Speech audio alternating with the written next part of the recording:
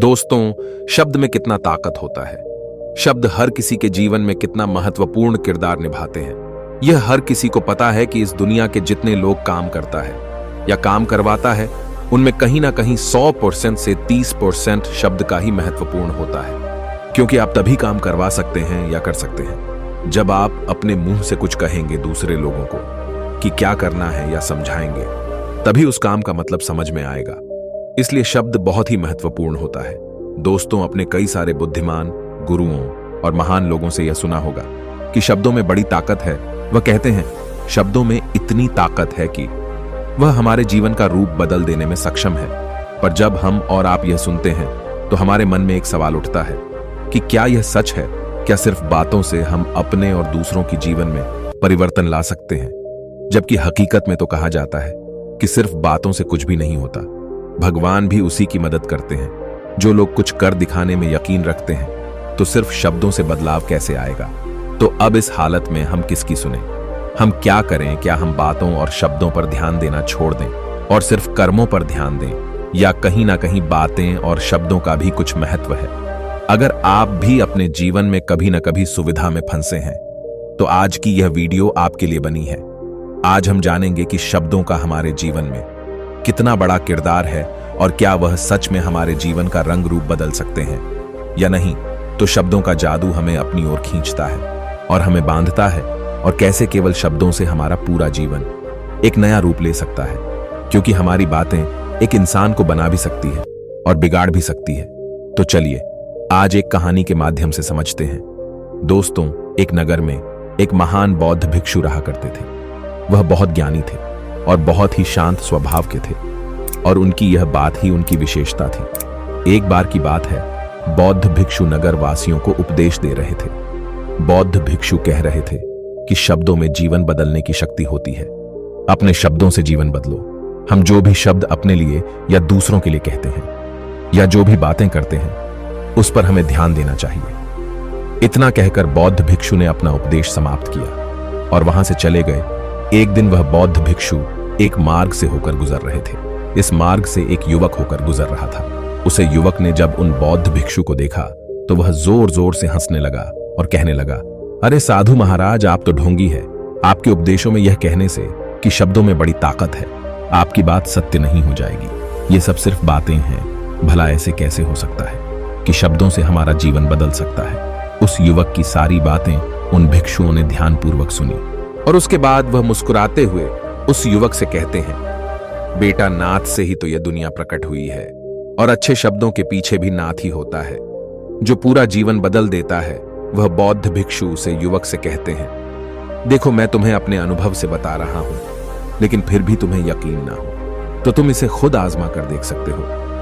उन बौद्ध भिक्षु की यह बात सुनकर युवक थोड़ा सा गंभीर हो गया। उसने काफी देर सोच विचार किया और उसके बाद उन बौद्ध भिक्षु से कहता है गुरुवार, अगर ऐसी बात है तो आप मेरे साथ चलिए। मेरा छोटा भाई है जिसकी उम्र करीब 15 वर्ष है और उसे न जाने क्या हुआ है। वह करीब 3 वर्षों से कुछ भी नहीं करता, बस लेटा रहता है। दिन भर वह कुछ ना कुछ सोचता रहता है। उसकी यह हालत देखकर हम सब बहुत परेशान हैं। माता पिता भी बहुत चिंतित रहते हैं। हम सब ने कई तरीके अपनाए, कई योजनाएं अपनाए, लेकिन कुछ भी काम नहीं आया। हमने कई बार उससे बात करने तक की कोशिश की, लेकिन वह हमसे कुछ भी नहीं कहता। परिवार का हर एक सदस्य पूरी तरह से थक चुका है, हार चुका है। आखिर वह क्या करना चाहता है? किसी को कुछ नहीं पता तो हमारे शब्दों से उसका जीवन क्यों नहीं बदला? और जैसा कि आप कह रहे हैं कि शब्द सचमुच जीवन बदल सकते हैं, तो क्या आप मेरी मदद करेंगे? इस पर बौद्ध भिक्षु मुस्कुराते हुए उसे युवक के साथ चल पड़ते हैं। वह युवक उन बौद्ध भिक्षु को एक खेत में ले जाता है और अपने भाई की तरफ इशारा करके कहता है गुरुवार, यही मेरा भाई है जो पूरे गांव में आलस और मक्कारी के लिए मशहूर है। आप कहते हैं कि शब्दों में वह शक्ति है जो हमारा जीवन बदल सकती है, तो क्या आपके शब्द इसका जीवन बदल सकते हैं? अगर यह सत्य है तो आप इसका जीवन बदल कर दिखाएं। उन बौद्ध भिक्षुओं ने उसे युवक के भाई को ध्यानपूर्वक देखा। वह एक पेड़ की छांव में आराम से सो रहा था। जब बौद्ध भिक्षु उस युवक के भाई के पास पहुंचे और आराम से उसके सर पर हाथ फिराते हुए कहते हैं, उठो बेटा, बहुत देर हो चुकी है। यह सोने का समय नहीं, ये तो जागने का समय है। उन बौद्ध भिक्षुओं के बात सुनकर लड़का थोड़ा सा आज राज में पड़ गया। आखिर कौन है जो मुझे इतने प्यार से जागा रहा है, वरना सभी गांव वाले तो मुझे आलसी और मक्कार ही कहते हैं। आखिर कौन है जो मुझे इतना अपनापन दिख रहा है? उसने आंखें खोली और आंखें मलते हुए उसने पूछा, आप कौन हैं और यहां क्यों आए हैं? इस पर बौद्ध भिक्षु उसे युवक से कहते हैं, बेटा यह प्रश्न तो मैं तुमसे करना चाहता हूं। तुम कौन हो, यही तो तुम्हें जानने की आवश्यकता है। उन बौद्ध भिक्षुओं की बात सुनकर वह लड़का जोर से हंस पड़ता है और कहता है गुरुवार, यदि आपको मेरे बारे में जानना है तो जाइए और गांव के किसी भी सदस्य से पूछ लीजिए। आपको पता चल जाएगा कि मैं कौन हूं। आपसे हर कोई यही कहेगा कि वह तो आलसी है, मक्कार है, तरह तरह के ताने सुनेंगे, तरह तरह की बातें कहेंगे। इससे आपको यह जरूर यकीन हो जाएगा और आपको यह पता भी चल जाएगा कि मैं कौन हूं। तभी बौद्ध भिक्षु मुस्कुराते हुए उस लड़के से कहते हैं, सबसे पहले मेरी यह बात सुन लो। मेहनती इंसान के खुद के शब्द उसे अंदर तक चोट पहुंचाते हैं, इसलिए कभी भी अपने आप कोसो मत, अपने शब्दों को सुधारो। और मेरी यह दूसरी बात भी सुन लो, मैं उन गांव वालों से नहीं पूछा कि तुम कौन हो, मैं तुमसे पूछ रहा हूं कि तुम कौन हो। लेकिन तुमने तो अपनी आदतें मुझे बताई।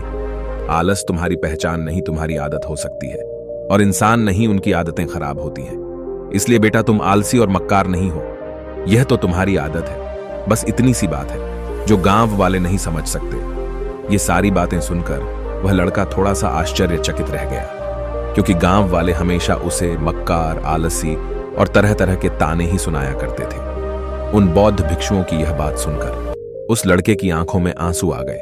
वह तुरंत ही दोनों हाथ जोड़कर उन बौद्ध भिक्षु के चरणों में गिर पड़ा और उनसे कहने लगा, आप सत्य कहते हैं, ये मेरी आदत ही है और मैं इस आदत से बहुत परेशान हूं। मैं बहुत कोशिश भी की, लाखों उपाय किए, लेकिन मैं इस आदत से छुटकारा ना पा सका। इन आदतों से बाहर आना बहुत कठिन है। मैंने कई बार आलस छोड़ने का प्रयास तक किया, पूरी कोशिश भी की, लेकिन कोई लाभ नहीं हुआ। मैं जब भी कोई कार्य करने की कोशिश करता हूं तो पता नहीं क्यों मेरा मन कहीं और भागने लगता है। मेरा दिमाग किसी और दिशा में काम करने लगता है और मैं उस काम पर ध्यान ही नहीं दे पाता। मैं क्या करूं, कैसे करूं, मुझे कुछ भी समझ नहीं आता। जब भी मैं किताबें पढ़ने की कोशिश करता हूं तो मुझे नींद आने लगती है। मन में एक अजीब सा दर्द महसूस होता है। ऐसा लगता है कि मेरा जीवन यूं ही व्यर्थ जा रहा है। और जब मैं इस दर्द को बर्दाश्त नहीं कर पाता तो मैं सो जाता, ताकि जब मैं उठूं तो मुझे दर्द न महसूस हो। और अब तो मुझे यह भी यकीन हो चुका है कि मैं इन आदतों से नहीं निकल सकता। ये आदतें मुझे नहीं छोड़ने वाली। इस पर बौद्ध भिक्षु उस लड़के से कहते हैं, बेटा यदि तुम इस आलस की आदत को छोड़ना चाहते हो तो मैं तुम्हें एक सही उपाय बता सकता हूं, लेकिन उसके लिए तुम्हें कल सुबह मुझे मिलना होगा, तभी वह तरीका मैं तुम्हें बताऊंगा। यदि तुम उस तरीके को सीखना चाहते हो तो कल सुबह मेरे पास चले आना। इतना कहकर बौद्ध भिक्षु वहां से चले गए। लेकिन उन बौद्ध भिक्षु की सारी बातें उस लड़के के कानों में गूंज रही थी। वह यह समझ नहीं पा रहा था कि आखिर वह बौद्ध भिक्षु उसे कौन सा मार्ग दिखाने वाले हैं। वह ऐसा कौन सा उपाय बता देंगे जिससे उसके जीवन से अलसी हमेशा के लिए खत्म हो जाएगा। देखते ही देखते रात हो गई। रात भर वह अपने बिस्तर पर करवट लेता रहा और उन बौद्ध भिक्षु की बातों के बारे में सोचता रहा। इसी प्रकार देखते ही देखते सुबह हो गई और वह लड़का उन बौद्ध भिक्षुओं के पास जा पहुंचा। वह लड़का उन बौद्ध भिक्षु को प्रणाम करता है और कहता है, गुरुवार जैसा कि आपने कहा था, लीजिए मैं आ गया। अब मुझे वह मार्ग बता दीजिए जिसे मैं अपने जीवन से इस अलसी को निकल सकूं। तभी बौद्ध भिक्षु उस लड़के से कहते हैं, बेटा जब भी तुम्हारा मन दुविधा में हो, तुम निर्णय न ले पा रहे हो और तुम्हारे मन में तरह तरह के प्रश्न उठ रहे हो कि मैं क्या करूं, कैसे करूं, इस कार्य को पूर्ण कैसे करूं, यह सब कैसे होगा, तब तुम वास्तविकता में अपने अतीत से सोच रहे हो कि पिछली बार तुम्हारे ऐसा करने पर क्या हुआ या अतीत में तुमसे लोगों ने क्या कहा था। तो आज से कभी भी अपने अतीत से नहीं बल्कि भविष्य से सोचो। इस पर लड़का कहता है, भविष्य से वह भला कैसे? तभी बौद्ध भिक्षु उस लड़के से कहते हैं, मान लो कि तुम्हें आज किसी भी चीज की कमी नहीं है। हमारे पास वह हर चीज है जो तुम चाहते हो, वह सारी सुख सुविधाएं। तो अब बताओ तुम अपना जीवन कैसे व्यतीत करना चाहोगे? उन बौद्ध भिक्षु की यह बात सुनकर वह लड़का कुछ देर के लिए सोच में पड़ गया, क्योंकि आज तक उसने सभी गांव वालों से केवल ताने ही सुने थे। किसी ने भी आज तक उसके जीवन के बारे में उससे ऐसी बात नहीं की थी और वह गुरुवार उसे और उस आने वाले भविष्य के बारे में उससे बातें कर रहे थे। उन बौद्ध भिक्षु की यह बात सुनकर वह लड़का खुद से प्रश्न करने लग गया कि अगर मेरे पास सब कुछ होगा, धन की कोई कमी नहीं होगी और सारी सुख सुविधा होगी, तो मैं अपना जीवन कैसे व्यतीत करूंगा। कुछ देर सोच विचार करने के बाद वह उन बौद्ध भिक्षु से कहता है, गुरुवर, मैं यह दुनिया घूमना चाहूंगा, पहाड़ों पर चढ़ना चाहूंगा, समुद्र की रेट पर चलना चाहूंगा और मैं एक बहुत बड़ा व्यापारी बनना चाहूंगा। तभी अचानक उस लड़के का ध्यान टूट गया और वह बौद्ध भिक्षु से कहता है, परंतु है गुरुवार, यह सब कैसे संभव होगा? केवल मेरी मात्र सोच लेने से तो यह सब पूरा नहीं होने वाला। उसके ऐसा कहते ही उसके अतीत में बीती हुई सारी घटनाएं उसकी आंखों के सामने से गुजरने लगी और वह एक बार फिर से निराश होने लगा। और अब वह यह सोचने लगा कि मेरे पास तो पैसे ही नहीं है, तो मैं भला व्यापार कैसे कर सकता हूं? ना मेरे पास व्यापार का कोई अनुभव है। ऐसी स्थिति में मैं भला यहां से कैसे निकल सकता हूं? उस लड़के के इस प्रश्न का जवाब देते हुए वह बौद्ध भिक्षु उस लड़के से कहते हैं, भंते, हर रात में सोने से पहले तुम हर दिन अपना लक्ष्य एक कागज पर लिखो और सुबह उठकर सबसे पहले उस लक्ष्य को देखो और सोचो कि उस लक्ष्य को पाने के लिए तुम आज क्या कर सकते हो, और जो भी तुमने उस कागज पर लिखा होगा उसे कार्य को उसी दिन पूरा करने की हर मुमकिन कोशिश करो। इस पर वह लड़का कहता है, ठीक है, आप सच कह रहे हैं, लेकिन जब मैं बहुत सोचने लगता हूं तो मेरा मन बेचैन होने लगता है और मन में तरह तरह के विचार उठने लगते हैं और इन विचारों को शांत करने के लिए मैं सो जाता हूं ताकि वह विचार मुझे परेशान ना कर पाए। उस लड़के की इस समस्या का समाधान करते हुए वह बौद्ध भिक्षु उसे लड़के से कहते हैं, बेटा, अंतर्मन की चाल को पकड़ो और शब्दों की मदद से नया भविष्य बनाओ। तभी लड़का कहता है गुरुवार, आप क्या कहना चाहते हैं? मैं आपकी बात समझ नहीं पा रहा। इस पर बौद्ध भिक्षु मुस्कुराते हुए कहते हैं, बेटा, कैसे होगा? ये जो सवाल है, ये सवाल नहीं बल्कि एक डर है जो तुम्हारे अंतर्मन में बैठा हुआ है, जो तुम्हें अगला कदम लेने से रोक रहा है, तुम्हें कदम आगे बढ़ने से रोक रहा है। यदि तुम वास्तविकता देखो तो किसी को भी नहीं पता होता कि वह कार्य कैसे होगा, लेकिन एक इंसान जब दृढ़ निश्चय कर लेता है तो वह अपने उद्देश्य को सामने रखकर लगातार प्रयास करता रहता है और वह अपनी सफलता प्राप्त कर ही लेता है। तभी वह लड़का उन बौद्ध भिक्षु से कहता है कि, है गुरुवार, अगर ऐसी बात है तो मन में बार बार चिंता क्यों होती है? मन बार बार बेचैन क्यों होता है? इस पर बौद्ध भिक्षु कहते हैं, बेटा, क्योंकि तुम्हें डर है कि तुम कमजोर हो। तुम्हारे अंतर्मन में बैठा है कि तुम में कुछ कमी है, तुम किसी काम के नहीं हो, और यही कारण है कि तुम कोशिश करने से डरते हो, क्योंकि तुम्हारा अंतर्मन हमेशा तुम्हें रोकता रहता है। जब भी तुम कोई कार्य शुरू करना चाहते हो, तुम्हारा मन तुमसे पहले कह देता है, इससे आगे मत बढ़ना, अन्यथा तुम हार जाओगे, और इसी कारण तुम्हें चिंता होने लगती है, तुम्हारा मन बेचैन होने लगता है। तभी वह लड़का कहता है, गुरुदेव, आपने जो कुछ भी कहा वह बिल्कुल सत्य है, लेकिन अब आप ही मुझे बताइए कि मैं इस परेशानी से बाहर कैसे निकालूं? इसका जवाब देते हुए वह बौद्ध भिक्षु उसे लड़के से कहते हैं, बेटा, इस समस्या का समाधान बहुत ही आसान और सरल है। तुमने देखा होगा कि अक्सर ही हम अपने आप को दोष देते रहते हैं, अपने आप को तरह तरह के अपशब्द कहते रहते हैं जो हमारे अंतर्मन में जाकर बैठ जाते हैं और वही हमें आगे बढ़ने से रोकते हैं। और इन शब्दों का हम पर बहुत गहरा प्रभाव भी पड़ता है, क्योंकि जैसा हम खुद से कहते हैं, जैसा हम पूरी भावनाओं के साथ सोते हैं, हम वैसा ही बनते चले जाते हैं। इसलिए यदि तुम खुद को बदलना चाहते हो और तुम भी काबिल बन चाको, तो तुम्हें अपने अंतर्मन को नए संदेश देने की जरूरत है। जैसे कि मेरे शरीर का हर एक कान, हर एक हिस्सा, हर एक विचार शांति और ऊर्जा से भरा हुआ है। मैं दृढ़ संकल्प और आत्मविश्वास के साथ हर दिन के लक्षण को पूरा करता हूँ। मैं अपने कमजोरी को अभ्यास में बदलता हूँ, चिंता को ध्यान में बदलता हूँ। मैं उत्साह और ऊर्जा से भरा हुआ लगातार अपने लक्षण पर काम करता हूँ। ऐसे शब्द जब तुम खुद से कहोगे तो तुम शक्तिशाली महसूस करने लगोगे और तुम्हारी सारी चिंताएं खत्म होने लगेगी, क्योंकि यही शब्दों की ताकत है।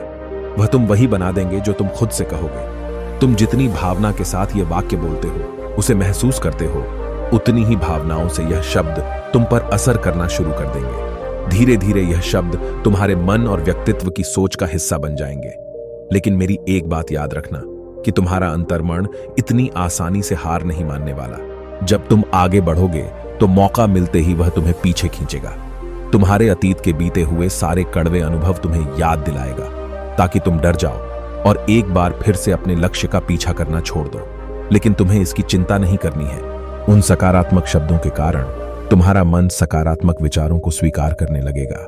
चेतावनी देते हुए कहते हैं, मेरी एक बात और याद रखना कि तुम्हारा ध्यान अलसी पर नहीं होना चाहिए, अर्थात तुम्हें कभी आलस नहीं मिटाना, बल्कि तुम्हें एक नए भविष्य का निर्माण करना है, एक नए व्यक्तित्व का निर्माण करना है। तुम्हारा पूरा ध्यान केवल इस पर ही होना चाहिए। उन बौद्ध भिक्षुओं की बात सुनकर लड़का कहता है, ठीक है गुरुवार, आप जैसा कहते हैं मैं वैसा ही करूंगा। तभी वह बौद्ध भिक्षु उस लड़के से कहते हैं, बेटा अभी तो मैं इस गांव से जा रहा हूं, लेकिन कुछ सालों के बाद मैं वापस आऊंगा। इतना कहकर बौद्ध भिक्षु वहां से चले गए और वह लड़का अपने घर लौट गया। लेकिन अब उस लड़के के मन में तरह तरह के विचार चल रहे थे। वह लड़का यह सोच रहा था कि अगर मैं अपनी मनपसंद जिंदगी जीने लगूंगा, अगर मैं दुनिया घूमने लगना, लोगों से मिलने लगा और अपनी पसंद का काम करने लगा, तो मेरी जिंदगी कैसी होगी। उस बात को ध्यान करके उसने एक कागज पर अपना लक्ष्य लिखा और लिखकर सो गया। अगली सुबह जब उसकी आंखें खुली तो उसने उस पेपर पर लिखा हुआ लक्ष्य एक बार दोहराया। उसके बाद वह कुछ देर के लिए शांत हो गया। तभी उसे उन बौद्ध भिक्षु की बात याद आई कि तुम अपने लक्ष्य के लिए आज क्या कर सकते हो। उसने खुद से सवाल किया कि मैं आज अपने इस लक्ष्य को प्राप्त करने के लिए क्या कर सकता हूं। तभी उसे एक बार फिर से उस पेपर की तरफ ध्यान दिया। उस पेपर पर लिखा था कि मैं बाजार जाता हूं और लोग व्यापार करने की कौन सी चीज है, कौन से सामान लेकर आते हैं। मैं उन चीजों को देखा, उन चीजों को पता करना है। वह पढ़ने के बाद तुरंत ही बाजार चला गया।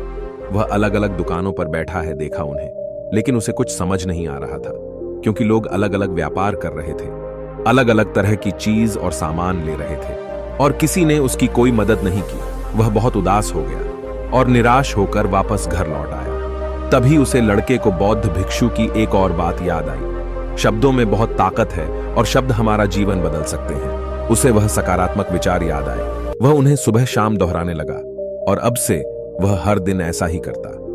देखते ही देखते 1 महीना बीत चुका था, लेकिन अब तक उसके जीवन में कोई बदलाव नहीं आया था। अब वह लड़का यह सोचकर निराश होने लगा था कि उसके जीवन में तो कुछ भी परिवर्तन नहीं हो रहा। लेकिन 1 महीने के बाद उसे महसूस हो रहा था कि वह पहले से अच्छा महसूस कर रहा है। उसका दिमाग अब अच्छी तरह से सो पा रहा है। वह पहले से ज्यादा चलने फिरने लगा है। धीरे धीरे उसे समझ में आने लगा कि जो लोग आगे बढ़ते हैं, महान काम करते हैं, उनकी सोच में कितना अंतर होता है। वे लोग हमेशा शक्तिशाली विचार सोचते हैं। दूसरों की छोटी सोच और डर से वह कभी प्रभावित नहीं होते। जब भी उनके सामने कोई मुश्किल आ पड़ती है तो वह घबराते नहीं, बल्कि उस समस्या का समाधान निकलते हैं। इस समस्या के समाधान पर ध्यान केंद्रित करते हैं और ना ही वह कभी किसी का इंतजार करते हैं। वह केवल खुद पर विश्वास करते हैं और तुरंत ही कदम आगे बढ़ाते हैं। जब उस लड़के को यह सारी बातें समझ में आने लगी तो उसने भी धीरे धीरे अपने कदम आगे बढ़ने शुरू किया। उसने बिल्कुल वैसा ही व्यवहार करना शुरू किया। अब से वह कभी खाली नहीं बैठता था। जब भी उसका मन करता वह बाजार जाता और लोगों के बारे में जनता समझता कि वह किस प्रकार व्यापार कर रहे, कौन सी चीज खरीद रहे हैं और किन चीजों पर उन्हें लाभ हो रहा है। और जब उसका मन करता तो अपने पिता की मदद भी करता था। वह अपने पिता के साथ मंडी में जाता, वहां पर जाकर मोल भाव करता। वह हमेशा कुछ न कुछ सीखने में ही जुटा रहता है। तभी एक दिन गांव में एक मसाले का व्यापारी आया। उसे कुछ पढ़े लिखे नौजवानों की जरूरत थी, जो माल की गिनती कर सके और हिसाब रखने का काम कर सके। वह लड़का अपने लक्ष्य को जानता था कि उसे क्या पाना है। उसे समझ में आ गया था कि इस काम से उसे बहुत कुछ सीखने को मिलेगा। बेहिशक सेठ के पास पहुंच गया। वह जानता था कि उसे उस काम के बहुत कम पैसे मिलेंगे, लेकिन फिर भी वह उस काम को करने के लिए तैयार था। अब उस लड़के की सोच पूरी तरह से बदल चुकी थी। अब बाकी लोगों की तरह नहीं सोचता था, बहुत ईमानदार और समझदारी से काम करता था। देखते ही देखते करीब 3 महीने बीत गए और अब व्यापारी यह समझ चुका था कि नौजवान बहुत ही समझदार है और वह उसे व्यापार में बहुत मदद करता है। इसलिए उसे मसाले के व्यापारी ने उस लड़के को अपना सहायक बना लिया। उस व्यापारी ने देखा कि इस लड़के की दिनचर्या सबसे अलग है। यह हर दिन पढ़ता है, लिखना है, सुबह उठकर ध्यान करता है, नई चीज सीखता है, परेशानी आई तो भी विचलित नहीं होता। यह सबसे सम्मान से बात करता है, सबका आदर करता है, सबका आदर करता है। देखते ही देखते 1 साल बीत चुके थे और अब तो व्यापारी उसे नौजवान से बहुत खुश था। उसने धीरे धीरे उस नौजवान को व्यापार के सारे गुण सिखा दिए। और देखते ही देखते वह लड़का अब एक छोटा सा व्यापारी बन चुका था। और जब उस लड़के के अंदर व्यापार की समझ आ गई तो उसने जड़ी बूटियां का व्यापार शुरू कर दिया और देखते ही देखते केवल कुछ ही वर्षों में उस नगर का सबसे बड़ा व्यापारी बन गया। लोग उसे सबसे बड़े व्यापारी के नाम से जानने लगे। उसके नाम दूर दूर तक फैलने लगा। करीब 5 वर्षों बाद जब वह वापस अपने घर लौटा तो लोग बहुत हैरान थे। उसे देखकर लोग बहुत अचंभित थे। उसके सारे जानने वालों ने उस लड़के से पूछा, तुम इतना कैसे बदल गए? तब उसने कहा, उन गुरु ने सच्ची कहा था, शब्दों से हम जीवन बदल सकते हैं। वैसे आपने आज की इस वीडियो से क्या सीखा है, मुझे आप कमेंट में जरूर बताइएगा। इसी के साथ में उम्मीद है कि आपको आज की यह वीडियो जरूर पसंद आई होगी। तो इस वीडियो को लाइक और अपने दोस्तों के साथ शेयर भी जरूर कीजिएगा। और हमें ऐसे ही सपोर्ट करने के लिए चैनल को सब्सक्राइब करें और साथ ही साथ बेल आइकन जरूर दबा दीजिएगा। तो चलिए फिर मिलते हैं अगली वीडियो में। तब तक के लिए अपना ख्याल रखें। धन्यवाद।